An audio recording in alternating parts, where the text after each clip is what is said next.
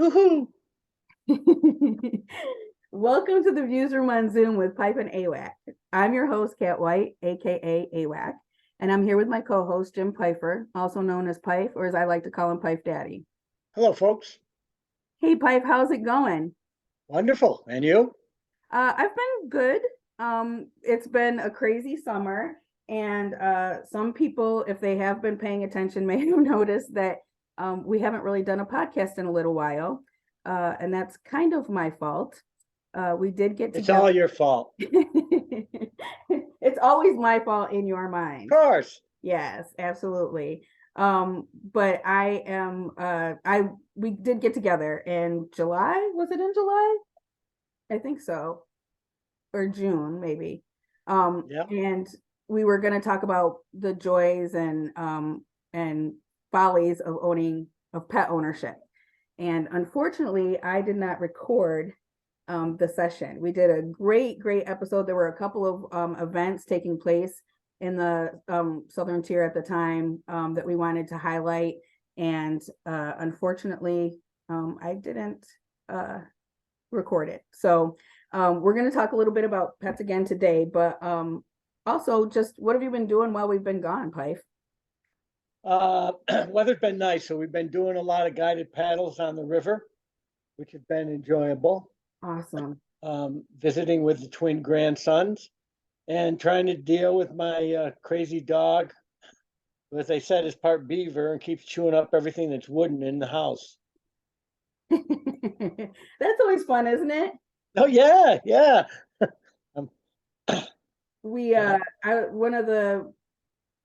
That's really a puppy issue for the most part, right? Well, I guess he's still a puppy, going on 2 years old. He's like me. He's just immature, so I understand. That's why you get along so well together, right? Exactly. But your poor wife. Exactly. Yes. Well, we have I don't know if we should I wanted to just talk about how I got into being a pet lover, an animal lover. And I basically grew up with cats. From the moment I was born, I we had cats. So I've always been a cat person. And then I've always been around people that own dogs. And of course, how can you not love dogs? Did you Yeah, get animals growing up? yeah. I mean, we always had a dog. We also, my sister was into all kinds of wild animals. Excuse me. So we had snakes as pets, chipmunks as pets, a pigeon as a pet, baby robins as pets, and then all my adult life, so far, anyways, I've always had a dog, and it's like my best friend. Yes. I mean, like I said, I've done pet sitting, for throughout my life. First as a kid as a way to make money, and then as an adult as a way to make money, because that's all we do in life is try to make more money. So we can survive. But so I mean, like I said, how can you not love dogs? They're amazing and wonderful. But about 5 years ago, my nephew and his girlfriend got a dog, and it really didn't work out. His girlfriend, it wasn't a compatible situation for them at the time. So instead of returning, they got their dog from a shelter or a rescue. And I would strongly urge folks to please do that. If you can, Yes. adopt, don't shop if you can. But instead of returning him to rescue, I kind of took him in as my dog because he gets along with the cats that I have. Hmm. And man, he, he was an older dog too. He was I think he was 11 when we got him, 10 or 11. So we were thinking he's around 15 or 16 now. But I mean, he at first he wasn't going to sleep with me because the cats had the bed, but he quickly took that over. Um, is that something you guys do, or do you not allow cats in your bed? Or I mean, dogs in your bed? It doesn't matter if we allow it or not. He gets in bed regardless. So yeah, he'll get in bed, and he has to be between my wife and I. And Uh-huh. then at about 2 o'clock in the morning, I wake up because I'm teetering on the very edge of my bed, and I look over, and Cody's laying there with his back to my wife and all four of his legs all stretched out. So he'd taken up about 9/10 of the bed, and we're teetering on the edge about to fall off. Yeah. Well, that sounds familiar, except that Tigger became like, it's the first time that I've ever had, he was like my dog. Like he protected me, and so he always wanted to sleep in the front of the bed, at the bottom. And I always wanted him to sleep in the back because I am at an age where I'm getting hot flashes now, and quite frequently have to throw the covers off of me in the middle of the night, because I'm burning up. And so we had constant fights about it, which was just funny for me that, he wanted that spot because he was protecting me, which was very sweet. But I will say I do like Cody is very affectionate and cuddly. It's nice, especially on cold mornings when he's curled up in a nice ball, and I'm like, my body's forming a C around him with my head rested on his back, and we're both falling asleep. But yeah, I enjoy that. That's nice, and a great watchdog too. If he hears somebody outside, he'll start barking. Unfortunately, usually he starts barking when his nose is about a half inch from my ears. I bolt upright at night in bed. I try to hit the snooze alarm on him, but there isn't one. Yeah, I know. And once they get started, it's kind of like you have to figure out what the situation is before they'll kind of quiet back down again. Yeah. And AWAC, as you know, while there are a very, very few downsides to having a pet, all the wonderful things they do for you in your life are well worth it. They're my best friend. Gives me unconditional love. When I leave the house and come back, even if it's been for 5 minutes, he's excited and treats me like just got back from war after 10 years. They're just so happy to see you and make you happy. And he's a good exercise partner, likes to run around. And like I said, he's chewing up all of the furniture, anything that's wood around here. I'm always vacuuming up wood chips and sawdust all over the place. I'm still waiting. He's got beaver, and I'm still waiting for him to build a lodge somewhere around here. Yes. Yeah. Well, so Tigger ended up hanging out with me most of the time, and I have 3 cats, Lulu, Lola, and Philly. And but I live with my nephew and my sister.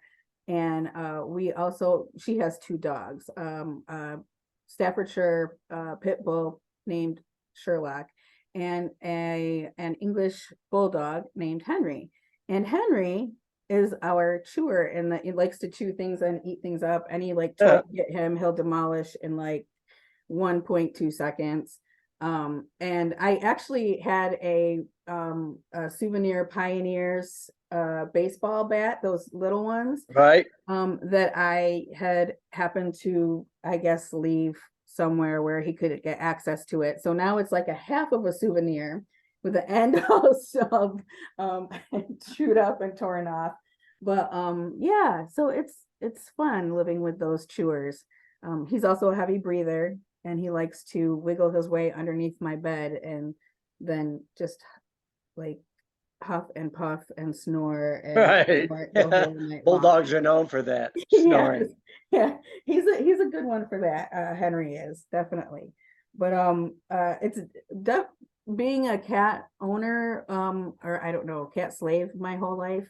Dog ownership is very different because they expect you to be the dominant one in order to listen to you and pay attention, kind of like children. And I'm not good at that. I'm like the easygoing, give you whatever you want type of person, because that's how my cats have trained me. So yeah, I don't know if I'm a very good dog person, but I do love dogs. And you know what, AWAC, everyone that I've ever met who love animals are good people. I've never met a bad person who wasn't an animal lover. So that's a good sign. And and all the dogs I've always had are very good at sensing good people and bad people. When I meet someone for the first time and my dog doesn't like them, that's a good indication to me that they're not a good person. Yeah, you might want to make extra sense. Make that connection a short one. Yes. Yeah. But they also do other things for me. I mean, my wife and I get a lot more exercise because we have Cody, taking him for walks, chasing him around the house when he has the TV remote in his mouth and I want to watch television. Um, he's a great watchdog, very lovable, and he's just he's a dog that looks like a puppy, very beautiful, and he loves people. So it's funny when I'm walking him, strangers will come up, they just want to hug him and pet him. They'll literally push me out of the way. They Oh don't care no. about me. And then I'm walking down the street and people go by cars and they'll yell to my dog, "Hi, Cody! Hi, Cody!" They don't know my name. They don't Right. know who I am. They like my dog more than me, which is understandable if you get to know me. So, Oh, but listen the to you. but But the other thing, AWAC, is he's always at full bore. There's no half speed with him. So when I'm walking him, first of all, when we get to the back door, he's jumping up and down and trying to bust it down like he's a DEA agent breaking into the house. And I got him on the leash. As soon as he's out the door, boom, he's at the end of that leash, stretching my arm out, always pulling like he's a sled dog.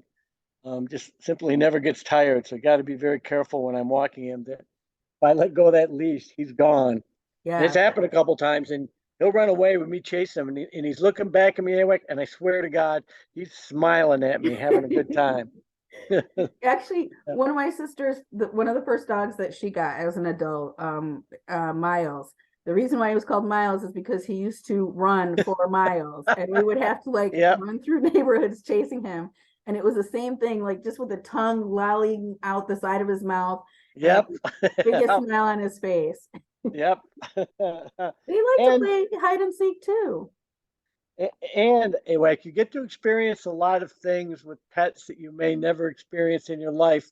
For example, with Cody, I've never seen an X-ray of a dog with wires from an electric blanket in their belly like I did with my dog.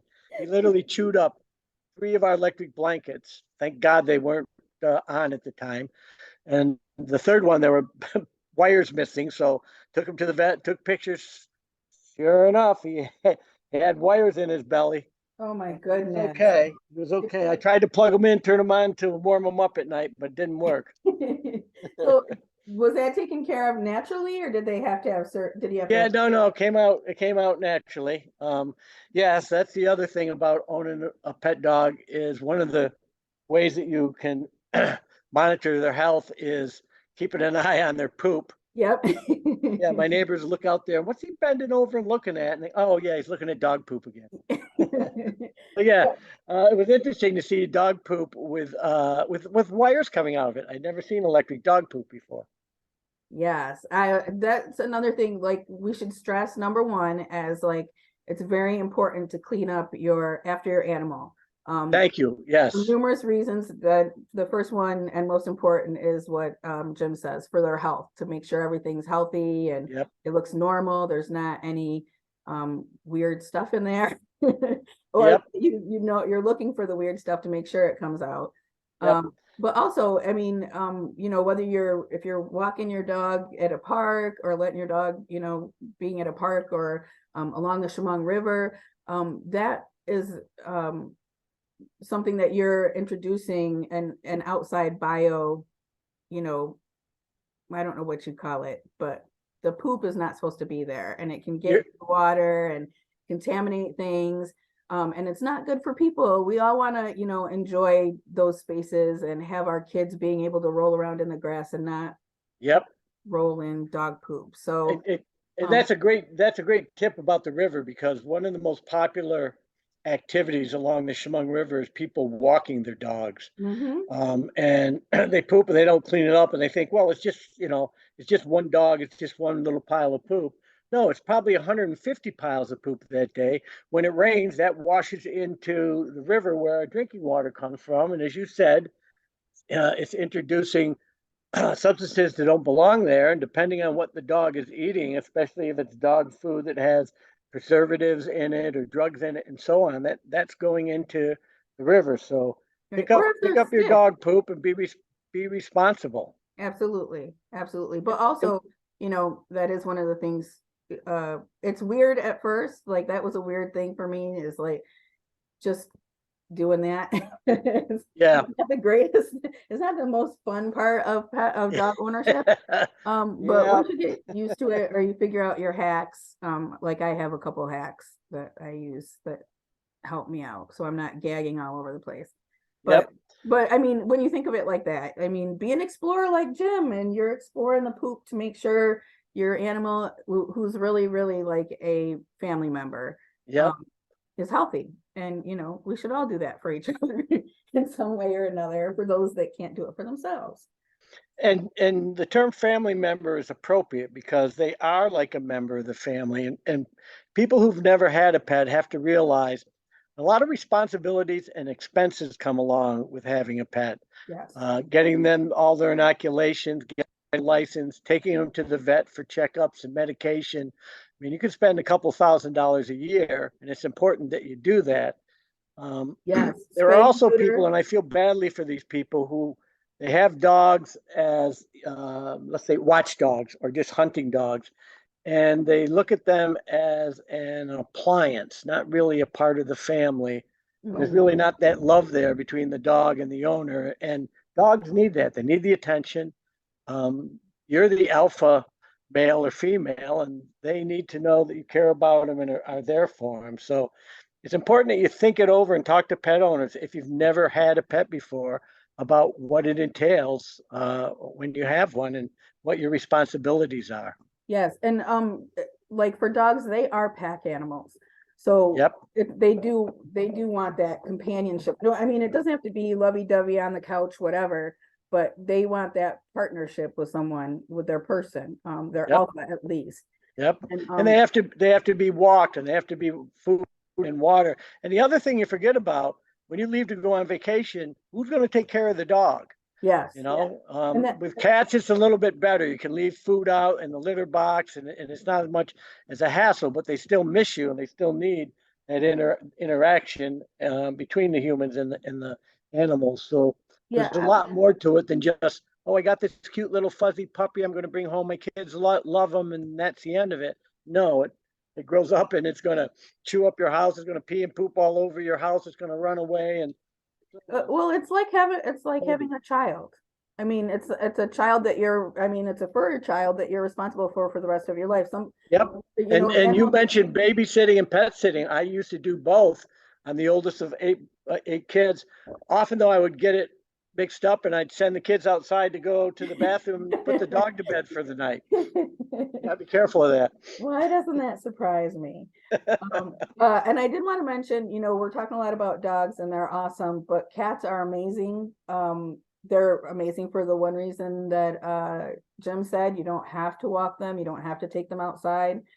If you have more of a sedentary lifestyle, they're great pets. But they also like companionship. And if you're someone, it doesn't mean, if you're a young person or you're somebody who travels a lot or is on the go a lot, that having a cat can be great, but you might want to think about getting two cats so that they can kind of hang out with each other and keep each other company. Because you'll find out. I mean, when I first moved out on my own, it was a big shock to me. I had a kitten that like he wanted to play with me. And so I Right. go to work all day. I worked at that time like a 10-hour day and come home and want to relax. And he wanted to play just like a Mm-hmm. kid. They want your attention. They want to be involved. So Yep. if you have another that can kind of take a little bit of that off of you, and you're also helping to clear the shelter so that they can take in more animals in need. Well, we've had cats too, and the last cat we had was 2 years ago before we had to put her down. I would love it at night. I'd lay on the couch to read, and cat would come up and lay on my belly, curl up, and start purring. It was just heaven for me. I got a nice warm Yeah, well, and on my belly, and I'm reading, and yeah, it was great. for cats, that purring is well, it's healing for them. That rumbling is healing things that are going on inside of them. But I think it Hmm. also, those vibrations help humans. I have Philly is my big purrer, and he likes to, like, he'll put you right to sleep. He just Yep. comes, gets on your lap, and you're asleep within like 5 minutes because it's just so relaxing and calming and soothing. And And Catherine, as you know, science has shown that having a pet, petting a pet, being near a pet, it lowers your blood pressure, it reduces stress, it makes you happier. So it actually improves your health and your quality of life, Absolutely. And which is wonderful. it's great for families because it can teach young kids how they should have respect for all life, Right? for fellow humans and for animals. And it gives them, I mean, I believe like I can communicate with my cats and my dogs, and that I generally know what they're talking, you know what I mean, what their issues are, or when they're Yep. hungry, or when they just need someone to snuggle with or whatever. And so to have that connection with something is an incredible experience. And if you think of it like that, then I think it makes you you want to make the situation better no matter what it is. Yep. But Eh, even if you can't have pets just for whatever reason, because maybe you have a partner that is allergic or you're allergic, there are so many ways that you can help out, area rescues and shelters, through either donations, whatever, you can go to their website and they've usually got a list of things that they need at the shelter, or like you talked about in the past, like just going up there to take the dogs for a walk. Maybe you can't have a dog right now, but you can certainly go give a shelter dog a fantastic walk and let them get outside and smell the smells and feel the sun on their, fur. And so there are a lot of different, and if you can't do that just because you're allergic or whatever, there are plenty of other ways that you can help your local shelters and animal rescues if you reach out and And want you're to. right about, I mean, especially going up and walking or interacting and socializing with the animals. It does a couple of things. It gets the animal used to people, many different people, and it also provides feedback to the shelter staff about what kind of animal it is, what it likes and don't like. It likes kids, it doesn't like kids, it likes to run, it doesn't like to run. So that when someone comes to adopt it, they have more background information about that animal. And, Absolutely. and again, at the same time, you're helping the animal, you're helping the shelter.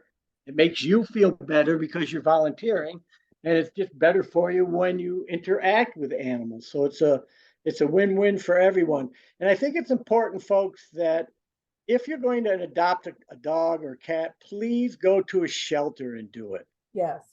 Yeah. Than going to a pet store or puppy farm and so on. They're not always treated well. They cost a lot more money. There's And so they can many. still have issues and stuff, like medical Yep. issues and Yeah. things that are bred into them. Not all breeders are like that, but they have those issues too. They're not perfect animals just because you're paying a lot of money Yep. for them and But getting like and the difference is those animals are raised to make money. The animals at shelter are there to find a good home, to help a family and to help a dog. It's not a matter of making money. But folks, you got to understand it's costly to adopt an animal. You have to get them spayed or neutered. You got to pay the licensing fees, and you have to pay the fees that the shelter requires. So again, that all requires some research. Many shelters will let you take the pet home and try it out for a while, adopt it for a while to see if it gets along with your family, your kids, and so on, which yeah. is a great idea. And again, if you, for whatever reason, decide I can't adopt the animal, when you take it back, you have a lot more feedback about the animal's behavior and what it likes and doesn't like. I have friends who that's all they do is adopt animals until someone else wants to adopt them. So they've had pets most of their life, but it's always a different pet that they're adopting to help either Fosters. socialize or if the shelter gets overcrowded. Yes. You can do that as well. Yeah, there are you can foster pets until they, can find a permanent home. Right. But also if you like, for those, I just want to also mention, if you, whether or not you have pets, they always need advocates. And one of the things I learned moving to Austin, Texas, they have where we've gotten two of our dogs when we moved down here from Austin Pets Alive, and they're a no-kill shelter. So there are different things that different shelters do different things, and they have to do them because of overcrowding, because of of sickness and illness. But if that's something that is of interest to you, or you're looking for something to do, you're looking for a way to spend your time, that's a really great way to do it, as legislatively. Yep. Getting involved and then reaching out to shelters and seeing what they need, because maybe there's a reason why they're not a no-kill shelter.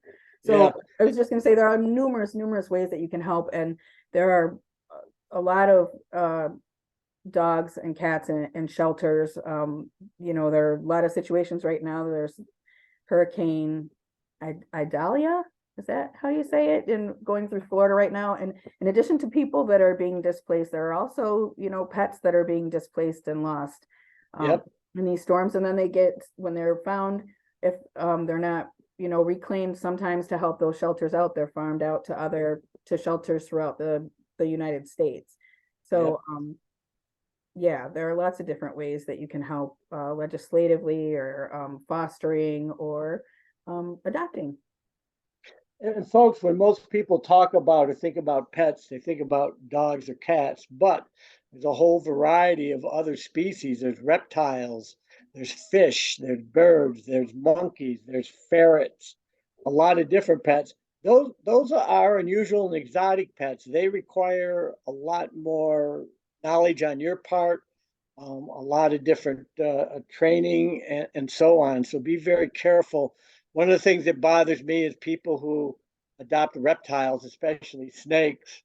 They outgrow them and then they set them free out in the wilderness, and that's a big issue in the Everglades now with boas and so on. They have no natural predators, and they're taking over the Everglades. So I think the easiest pet to own is a goldfish. Well, we tried you don't have to take it for walks. You don't have to take them outside. They don't need shots. They don't need a leash. They just sort of swim around. Yeah, well, I was gonna say we tried to have some goldfish, and they never really survived us. I don't know what that means, but yeah, we didn't have too much luck with that. But I mean, that's it. Could have also just been us. We may not be fish people. Dogs, cats, not fish. Yeah. But anyway, that's we're about at our time, Pfif. But I'm glad that we actually got to talk about animals a little bit, because they're a huge part of my life. And I know that ever since I've known you, and like you said, your whole life pretty much too, you've owned pets. And you've written about them a lot. So it's nice. Yeah, that's one of the great things about having pets. I do a weekly humor column, and they're always doing humorous stuff or making me look like a fool. So it gives me a lot of fodder to write about. Just all the unusual and funny things they do, but the rewards you get from it, how it makes you feel, how it improves your health, how you're saving another animal, are well worth it. I really invite people to try it out. And folks, it's okay if you're not an animal lover. There are people like that who aren't animal lovers. For you, I say, don't be adopting a pet or an animal if you're not an animal lover and you don't like it. It just may not be for you. Right, exactly. Yeah, and like I said, there are other ways to help. Like maybe you don't want to don't want to deal with the hair and the whole thing, but there are plenty of other ways that you can get involved and help out your community and your community shelters. And I'm glad you brought up hair, because my dog Cody has very short fur. Matter of fact, he's the same color and looks a lot like a white-tailed deer. And lately, because he's shedding all the time, there are like these fur tumbleweeds all over my house that are blowing around. I don't know if it's static electricity or they just like to hang together, but they get together in these clumps, and they're all over the house, and I'm trying to vacuum up. I can't believe how much he sheds. Yes. I mean, when we went away for a couple of days and came back, and I thought, holy smoke, someone broke into the house and laid out some shag carpeting in our kitchen. Just turned out it was all of his hairs that were hanging out. Yeah, I don't know that I will ever get rid of the dog and cat hair that accumulates on my everywhere, on my carpet, on Oh my yeah, bed, on my pillow, in my yep, hair. yep. I have had Philly is white and orange, and so I've actually and long haired, and I've found white hairs in my hair before from him sleeping on my pillow and whatnot. Yep. But still a joy. There's still quite a Yep. so that's it for this episode. Thanks so much for joining us. You can find Pife's humor column full of wit, his full of wit blog, on Facebook. So look up Jim Pfeiffer, right? Is it Jim or James? It's Jim Pfeiffer on Facebook. Jim Pfeiffer, Pfiffer. Okay. And you can also find him at southerntierlife.com on our comedy shop page. And you can find the links in the podcast description. I also want to just take a moment to thank our sponsors, Reed Media Group Radio and Black Cat Media. As always, we appreciate the support. So thanks so much for joining us, and hopefully you will hear again from us soon. Yes, thank you, folks. And I say this to you, the next time that we do a podcast, I would say this to you: sit, stay, be a good boy, listen to us. I agree with you for once. Yes, for once. Have a All great right, day, folks. y'all. Thank you. Thanks, Bye. AWAC.